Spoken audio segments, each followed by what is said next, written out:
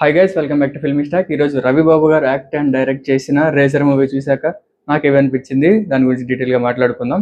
First without any spoilers ఈ movie story line గురించి మాట్లాడుకుంటే ఒక పొలిటికల్ మర్డర్కి రిలేటెడ్ ఉన్న ఒక ఎవిడెన్స్ ఒక ఫ్యామిలీ దగ్గర ఉంటుంది. ఆ ఫ్యామిలీని ఒక గ్యాంగ్ వచ్చి చంపేస్తుంది. వాళ్ళ పాప తప్పించుకుంటుంది.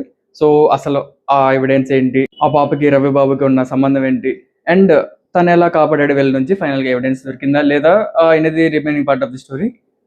ఈ మూవీలో ఏం వర్క్ అవ్వలేదని డీటెయిల్గా మాట్లాడుకుందాం. కానీ దానికంటే ముందు మీరు ఇంకా ఛానల్ సబ్స్క్రైబ్ చేసుకొని పక్కన బెల్ ఐకాన్ క్లిక్ చేసి ఆల్ ఆప్షన్ సెలెక్ట్ చేసుకుంటే మేము ఇలా వీడియో పెట్టగానే మీకు అలా నోటిఫికేషన్స్ వచ్చేస్తాయి. ఆల్రెడీ సబ్స్క్రైబ్ చేసిన వాళ్ళందరికీ thank you so much.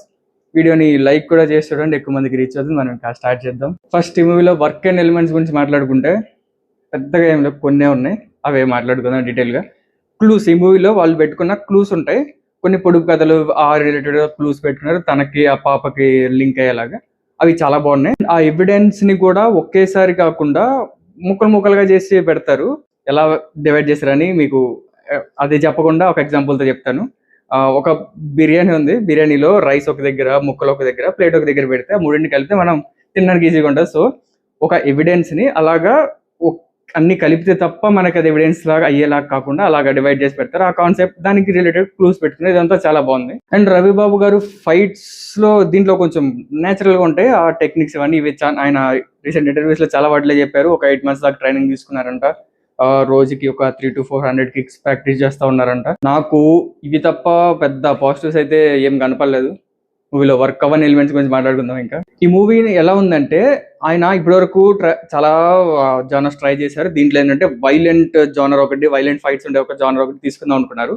So ఆ ఫైట్స్ ఉండాలి, దానికి ఒక స్టోరీ అనుకొని, ఊరికే ఫైట్స్ చేయకూడదు కాబట్టి ఒక రీజన్ పెట్టుకొని, ఒక చిన్న పిల్లని పెట్టుకుంటే సింపతి కూడా వర్క్ అవుతానంటే పెట్టుకొని ఆ ఫైట్స్ మీద కాన్సన్ట్రేట్ చేసినట్టు నాకు అనిపించింది. ఎందుకంటే మిగతా ఈ క్లూస్ ఇవన్నీ చెప్పాను కదా, ఇవన్నీ చాలా ఈజీగా అయిపోతాయి.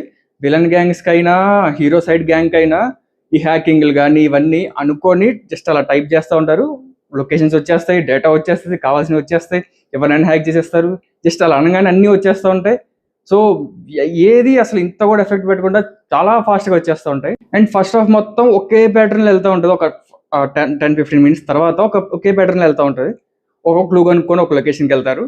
అక్కడికి విలన్ గ్యాంగ్ కూడా వస్తారు, వాళ్ళని కొడతారు. ఒక ఆ ఫైట్లు కూడా చాలా బ్రూటల్గా ఉన్నాయి.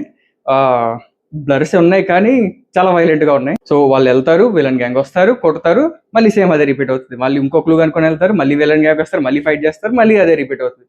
ఫస్ట్ హాఫ్ మొత్తం ఒక 10-15 minutes తర్వాత నుంచి ఇంటర్వెల్ వరకు మొత్తం ఇదే వెళ్తూ ఉంటుంది. మ్యూజిక్ కూడా చాలా అవుట్డేటెడ్గా ఉంది, ఏమో తేడా ఉంది మ్యూజిక్ కూడా. అండ్ సెకండ్ హాఫ్లో ఇవన్నీ చేయడానికి ఒక ఫ్లాష్ బ్యాక్ పెట్టుకున్నారు. ఎందుకంటే తను చాలా ఈజీగా అందరిని చంపేస్తూ ఉంటాడు. సో అంత ఈజీగా చంపకూడదు కాబట్టి అది కూడా నాకు పెట్టినట్టే అనిపించింది. ఒక ఫ్లాష్ బ్యాక్ పెట్టుకున్నారు, ఎందుకు ఎలా చంపుతున్నారని. అండ్ ఆ ఫ్లాష్ బ్యాక్లో ఒక ఎమోషనల్ సీన్ ఉంటుంది. అక్కడ రవిబాబు గారి యాక్టింగ్ నాకు కొంచెం తేడాగా ఉంది. అంటే అస్సలు చాలా ఆర్టిఫిషియల్గా అనిపించింది ఆ ఎమోషనల్ సీన్లో తన యాక్టింగ్. ఏమో నాకు మూవీలో అయితే ఏది వర్క్ అవ్వలేదు.